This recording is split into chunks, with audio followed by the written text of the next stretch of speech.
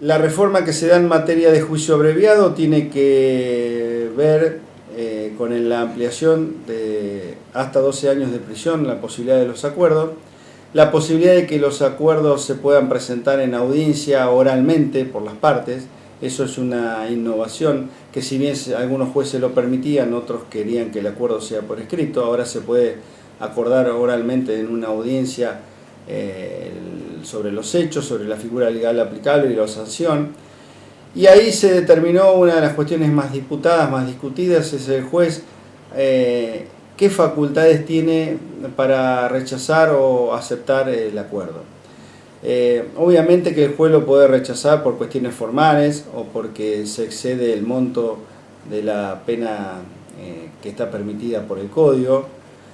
Y también, tomando la jurisprudencia del Superior Tribunal de Justicia, en algunos casos, y del Tribunal de Impugnación Penal, se ha dicho que el acuerdo sea serio en el sentido que haya una concordancia entre lo realmente sucedido en la realidad y lo realmente acordado. Es decir, que si bien el acuerdo de juicio abreviado supone que haya recortes fácticos y legales en cuanto a la figura, una atenuación como producto de la negociación entre acusación y defensa, que ello no desvirtúe en la realidad los hechos tal como ocurrieron. También el segundo ítem que debe tener en cuenta el juez de control es que el reconocimiento del imputado sea un reconocimiento sincero, y por eso se insta que necesariamente debe de haber una audiencia oral con la participación de todas las partes, donde ante el juez se ventilen las evidencias, haya una mención de las evidencias y haya una, por lo menos, somera fundamentación por qué llegan las partes a esa sentencia condenatoria. Es decir, que el juez pueda hacer un contralor de que realmente lo que está reconociendo el imputado no es producto de una conducta extorsiva, si pudiéramos llamarlo al caso, o verse presionado de alguna manera, sino que realmente se condice con lo que las pruebas, con lo que las evidencias sí lo marcan. Y finalmente, que se tengan en cuenta los intereses de la víctima. Las oposiciones de la víctima no son vinculantes, pero sí son muy importantes de acuerdo a las características del delito. Siempre hay que tener en cuenta eso, la característica del delito, porque en algunos casos el bien jurídico protegido hace que claramente el rol de la víctima, la opinión sea muy importante, y en otros no tanto, porque el impacto respecto al bien jurídico no es tanto. Esos serían los tres ítems que debería tener en cuenta un juez para homologar o no un acuerdo de juicio abreviado.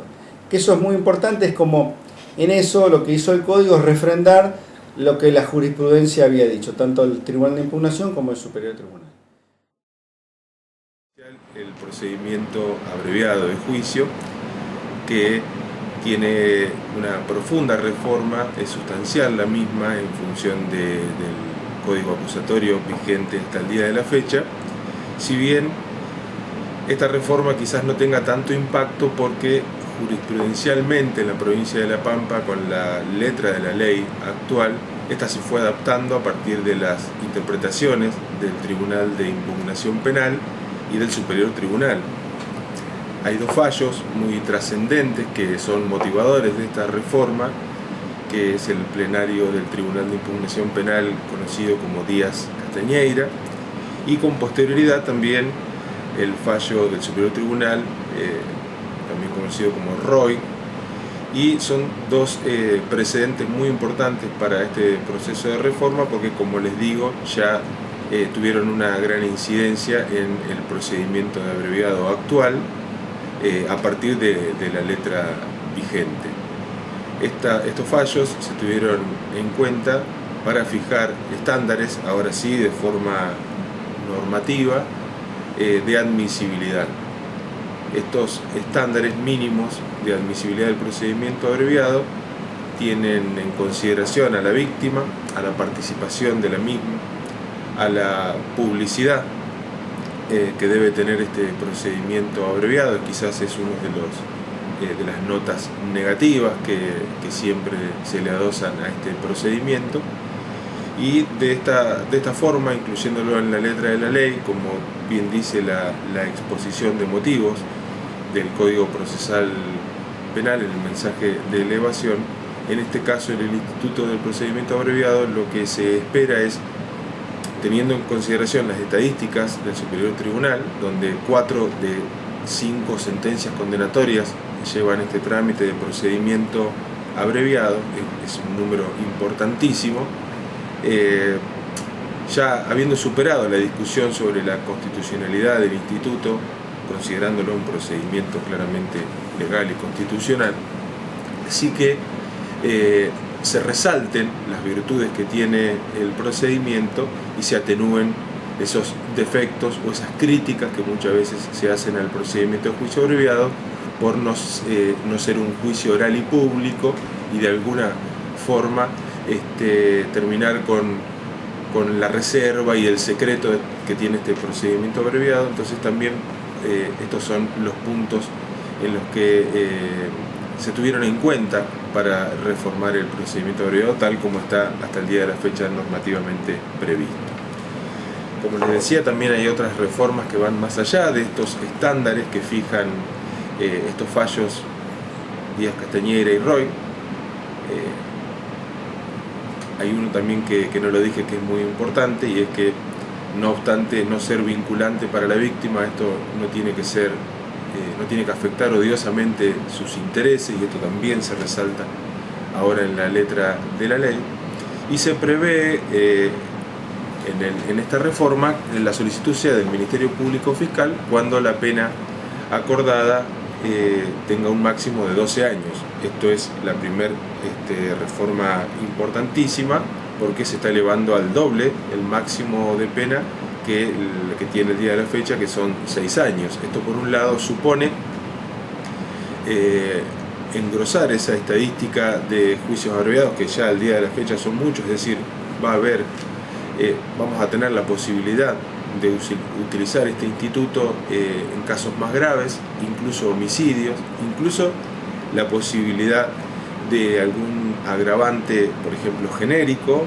un homicidio con el uso de armas, también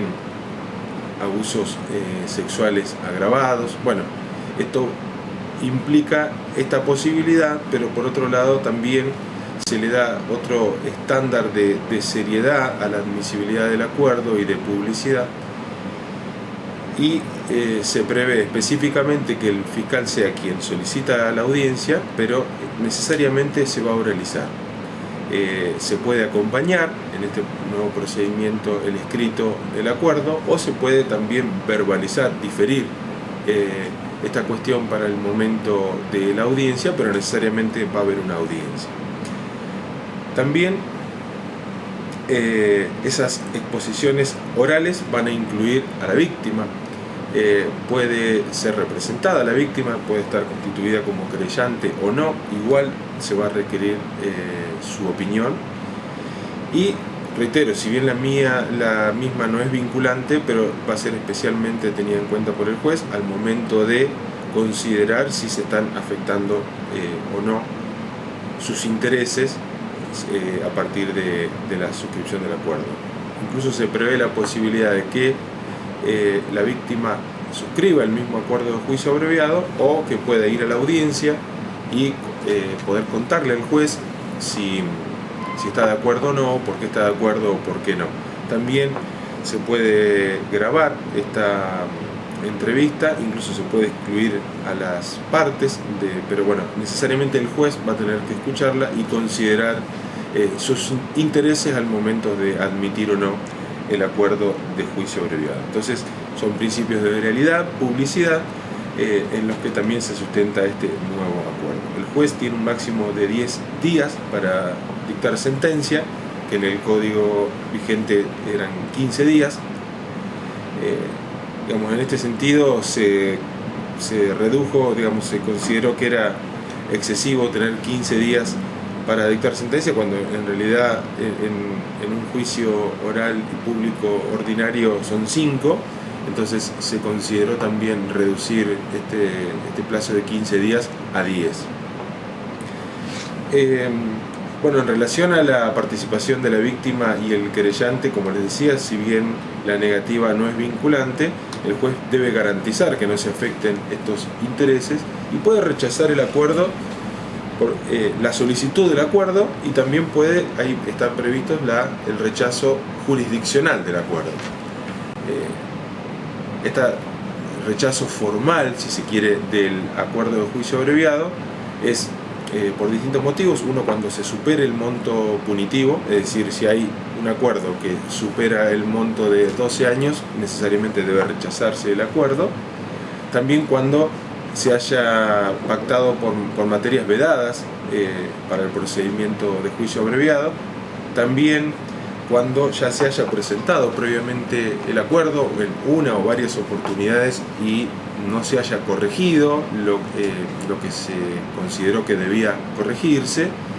Y también, y esto es muy importante, cuando haya pluralidad de acusados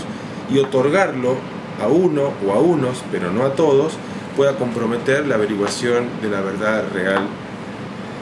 jurídica. Esto es un detalle importante porque en la redacción actual del Código Procesal Penal directamente está vedado la posibilidad de suscribir un acuerdo de juicio abreviado cuando hay otras partes. Es decir, si no se suscribe con todos o hay alguna otra salida alternativa para los otros imputados, no se puede suscribir. En este caso, sí se puede suscribir con uno o varios y no todos los imputados, pero el juez lo que debe controlar y en todo caso rechazar es que la suscripción respecto de alguno, pero no todos, pueda afectar la averiguación de la verdad jurídica. Por otro lado, bueno, esto es similar a como está la redacción actual. Se va a dejar constancia por actas de estas audiencias, y esos rechazos no van a llegar al tribunal de juicio para el caso de que continúe el proceso. En el caso del rechazo jurisdiccional del contenido del acuerdo, ya no de la solicitud, acá lo que se tiene en cuenta también es lo que se dijo en estos precedentes del Tribunal de Impugnación Penal que mencioné y del Superior Tribunal. Si bien se admite que el acuerdo, y es razonable, lógico y esperable que pueda tener algún tipo de recorte el acuerdo de juicio abreviado en esta negociación previa entre las partes para poder llegar a esta salida alternativa, no solo estos recortes no tienen que afectar, como dije, los intereses de la víctima, sino que tampoco deben ser una verdad consensuada. Es decir, la verdad que surge de las pruebas no debe ser contraria a lo que se está suscribiendo como un acuerdo. Entonces, el juez, cuando resulte inverosímil conforme las pruebas, que no haya una correspondencia entre lo acordado y la realidad que surja de las pruebas, va a poder rechazarlo. No obstante, eso se admite en ese tipo de recortes, pero no tienen que llegar al punto de que la realidad de los hechos sea inverosímil con lo acordado. También no solo el juez debe escuchar a la víctima, sino al imputado, y si el juez considera que el consentimiento prestado por el imputado no es valedero, también puede rechazarlo, es decir, que está condicionado de alguna manera, también lo puede rechazar. También, como dije, cuando no se hayan respetado los derechos de la víctima, no obstante no ser vinculante la misma. Si existe una aceptación jurisdiccional del acuerdo, se homologa y pasa para sentencia. Puede el juez sentenciar de manera escrita, como dije, tiene 10 días para notificar esa sentencia, pero también puede resolverla en el momento, inclusive de forma oral. Que a la fecha esto también, la práctica nos llevó también a que se suscriba, que muchos acuerdos de juicio abreviado se resuelvan en mismas audiencias orales. También hay otro recorte que está previsto de plazos, concretamente en este nuevo Código Procesal, y es el momento desde donde puede suscribirse y hasta cuándo. Se puede suscribir a partir de la formalización de la investigación fiscal preparatoria, y el momento límite para poder presentar un acuerdo de juicio abreviado es la etapa intermedia. Si se supera la etapa intermedia, a partir de la redacción de un auto de apertura, es decir, si hay un juez de control, en este caso, que da por terminada, concluye la investigación fiscal preparatoria y considera que hay que elevar la causa a juicio, las partes vamos a tener vedada después también la posibilidad de suscribir un acuerdo de juicio abreviado en etapa ya de juicio, donde ya está ofrecida la prueba y lo único que hay que esperar es la fecha del debate. En esto en particular se tuvo especialmente en cuenta evitar todo tipo de dilaciones y suspensiones de audiencia que también generan inconvenientes con las agendas de los tribunales que tenían debates previstos y después a partir de la suscripción de un acuerdo no se puede generar nuevas audiencias en esas fechas. Entonces las partes desde el inicio vamos a saber que el plazo es extenso, pero el último momento en donde se puede elegir esta salida alternativa, así como las demás, suspensión de juicio, prueba y criterios de oportunidad también, va a ser el procedimiento intermedio. También se prevé específicamente, si bien esto también, digamos, no es novedoso como doctrina y jurisprudencia, sí se prevé específicamente ahora en la letra de la ley que el acuerdo de juicio abreviado puede ser absolutorio o en parte absolutorio, y así está previsto. Y en definitiva, bueno, esas son todas las novedades que va a tener el procedimiento de juicio abreviado en la provincia de La Pampa con esta reforma.